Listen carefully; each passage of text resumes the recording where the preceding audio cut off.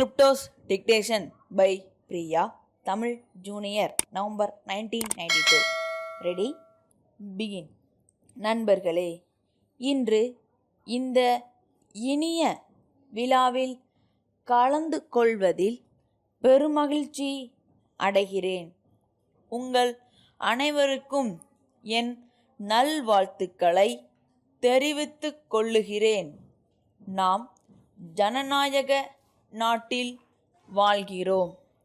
ஜாதி மத பேதம் இல்லாமல் நாம் அனைவரும் ஒற்றுமையுடனும் விட்டு கொடுக்கும் மனப்பான்மையுடனும் நடந்து கொள்ள வேண்டும்.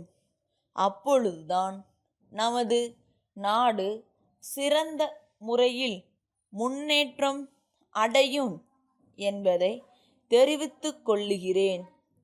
தற்போது நமது நாட்டின் பொருளாதாரத்தில் தேக்க நிலை ஏற்பட்டுள்ளதை நீங்கள் அனைவரும் நன்கு அறிவீர்கள். இதை சரிகட்ட நாட்டு மக்கள் எல்லோரும் அவரவர் கடமைகளை சரிவர செய்ய வேண்டும். நில சீர்திருத்த சட்டத்தை தீவிரமாக அமுல்படுத்த வேண்டும். அதன் மூலம் தரிசு நிலங்களை விளைச்சல் நிலங்களாக மாற்றுவதுடன் நிலமற்றவர்களுக்கு நிலங்களை அளிக்க முடியும். இதன் மூலம் நாட்டின் உணவு உற்பத்தி கணிசமாக உயர்ந்து நாட்டு மக்களின் வாழ்க்கை தரம் உயர்வதற்கும் வழி ஏற்படும். அடுத்தபடியாக நாட்டு மக்களின் வாழ்க்கை தரம் சிறந்த முறையில் உயர வேண்டுமானால் தொழில் துறையில் நல்ல முன்னேற்றம் ஏற்பட்டாக வேண்டும். புதிய தொழில்களை துவக்க எல்லா முயற்சிகளும் எடுக்கப்பட வேண்டும். இதன் மூலம் ஆயிரக்கணக்கான இளைஞர்களுக்கு வேலை வாய்ப்பை ஏற்படுத்தி தர முடியும்.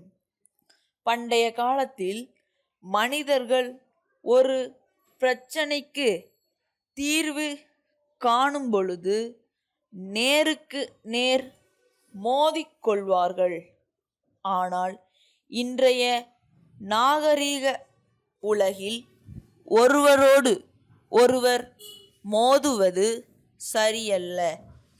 எந்த பிரச்சனையாக இருந்தாலும் பேச்சு வார்த்தை மூலம் அல்லது நீதி மன்றங்கள் மூலம் பேசி எந்த பிரச்சனையாக இருந்தாலும் அதற்கு தீர்வு காண முற்படுவது நலம் பயக்கும். வன்முறையை கையாளுவதன் மூலம் எந்த பிரச்சனைக்கும் தீர்வு காண இயலாது. வன்முறைக்கு ஒருபோதும் இடம் கொடுக்கக்கூடாது என்பதை வலியுறுத்தி தெரிவித்துக்கொள்ள விரும்புகிறேன். இன்றைய தினம் பல மாநிலங்களில் தீவிரவாதிகளின் வெறி செயல்களால் அப்பாவி ஆண்களும் பெண்களும் குழந்தைகளும் உயிர் இழக்க நேரிடுகின்றது. இது போன்ற சம்பவங்கள் தினம் தினம் நடந்து வருகின்றன. இத்தகைய நிகழ்ச்சிகள் நம் அனைவருக்கும் வேதனையை தருகின்றன. இதை தடுக்க தகுந்த ஏற்பாடுகளை செய்தாக வேண்டும். இது பற்றி மத்திய அரசு எடுக்கும் எல்லா நடவடிக்கைகளுக்கும் முழு அளவில் ஒத்துழைப்பை கொடுக்க வேண்டும் என்று உங்கள் அனைவரையும் விரும்பி கேட்டுக்கொள்ளுகிறேன். சென்னை அண்ணா சாலை திருவாளர்கள் ராமசாமி நிறுவனத்தின் மேலாளர், மதுரை. புத்தக வியாபாரம் செய்யும் திருவாளர்கள் முத்து கூட்டமைப்புக்கு அனுப்பும் கடிதம். அன்புடையீர், வணக்கம். கடந்த மாதம் தாங்கள் ரயில் மூலம் எங்களுக்கு அனுப்பிய 10 புத்தகக் கட்டுகளை பிரித்து பார்த்ததில் பல புத்தகங்கள் நசுங்கியும் அட்டைகள் கிழிந்தும் இருந்ததை மிகவும் வருத்தத்துடன் தெரிவித்துக் கொள்கிறோம். மேலும் ஏற்கனவே ஒப்புக்கொண்ட விலையை 20% அதிகரித்து தெரிவித்துள்ளீர்கள். இதனை எங்களால் ஏற்க இயலாது.